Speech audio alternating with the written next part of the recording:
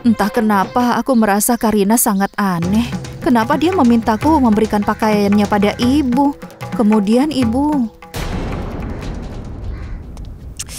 Apa yang harus kulakukan? Ajay? Hei, tunggu sebentar. Aku ingin kau membantuku. Membantu apa ya? Tolong pegang kotak manisan ini. Lalu bawa ini ke pasar Sirsa dan berikan kepada Paman Raghufir.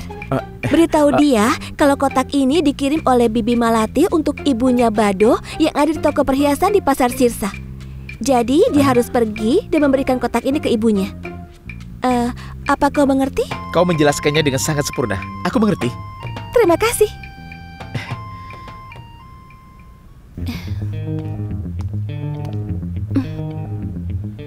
Bibi Malati, aku minta maaf.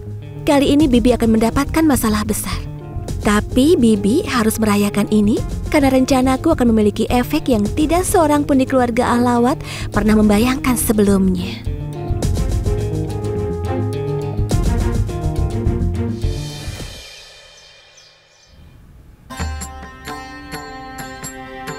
Ini. Apa ini, Bu? Itu lesi. Ayo minum. Ibu kan sedang tidak sehat. Ibu tidak perlu lakukan ini. Bagi seorang ibu, tidak ada yang lebih penting selain anaknya. Jadi sama untuk ibu. Tidak ada yang lebih penting selain kau.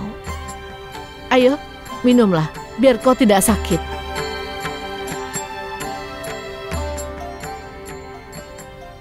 Boleh aku bilang sesuatu? Apa? Lasi ini terasa lebih enak karena ibu yang buat. Bu, izinkan aku memijat kepala ibu ya. Sini aku pijat, Bu. Tidak, ibu bisa sendiri. Kau tidak perlu memanjakan ibu. Hanya ini yang bisa kulakukan. Ibu kan sudah melakukan banyak hal untukku. Aku tahu, Bu, selama beberapa hari ini, ibu merasa khawatir. Aku bisa merasakan itu. Ibu tidak bisa menahan diri. Ibu tidak bisa melihatmu menderita seperti ini. Penderitaan membuat hati ibu luka. Dan ibu tidak tahu harus bagaimana.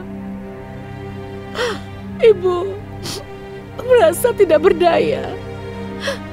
Kau juga terluka, kan?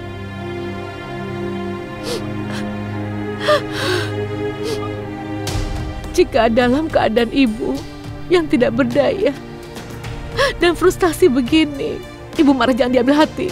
Maafkan ibu. Tidak, Bu. Ibu jangan bilang begitu. Ibu tidak perlu minta maaf. Hidup seorang ibu adalah untuk anaknya.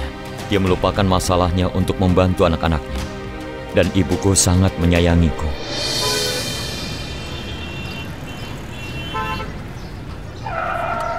Hei Jamuna! Raghufir? Salam Jamuna. Salam Raghufir. Apa yang kau lakukan di sini? Jamuna, aku akan memberitahumu. Malati memberitahuku kau akan pergi ke toko perhiasan Dipak. Dan kebetulan aku ada di sini, jadi dia memintaku memberikan manisan ini untukmu. Terima kasih Raghufir. Aku baru saja bicara dengan Malati dan kupikir karena Komal sedang sakit, aku akan pergi menemuinya. Salam. Katamu Komal sakit? Iya Raghufir, apakah kau tidak tahu? Aku tidak tahu. Pagi ini aku buru-buru pergi, mungkin itu alasannya aku sampai tidak tahu. Sepertinya dia bilang padaku kalau dia jatuh dari atas panggung dan dia terluka di bagian tangan dan kakinya. Tidak masalah. Kebetulan aku sudah ingin pulang. Aku akan pergi melihatnya.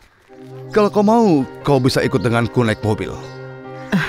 Raghufir, aku ingin sekali melihatnya, tapi aku sudah bicara dengan Malati.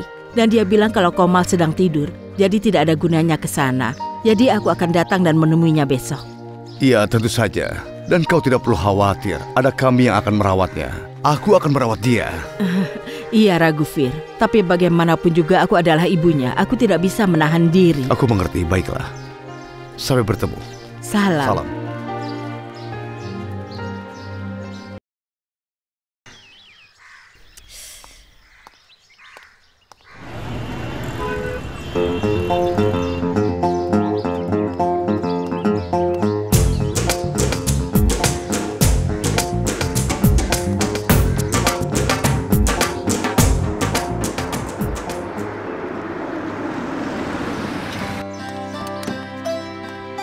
Karina, tunggu. Kau mau kemana, nak? Paman, aku mau pergi menemui Bado. Dia sedang mencuci pakaian di sumur. Dia mencuci pakaian? Tapi, bukankah dia sedang sakit? Iya, Paman. Dia mengalami cedera ringan. Perempuan malang itu jatuh dari atas panggung. Ini tidak bisa dipercaya. Saat seorang sedang sakit, apakah kita membuatnya mereka bekerja? Iya, aku bisa bilang apa, Paman?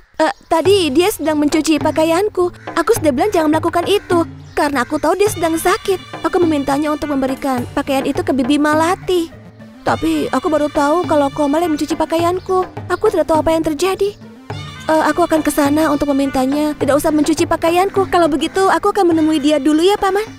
Aku mau ikut. Aku ingin tahu apa yang sebenarnya terjadi kepada Komal.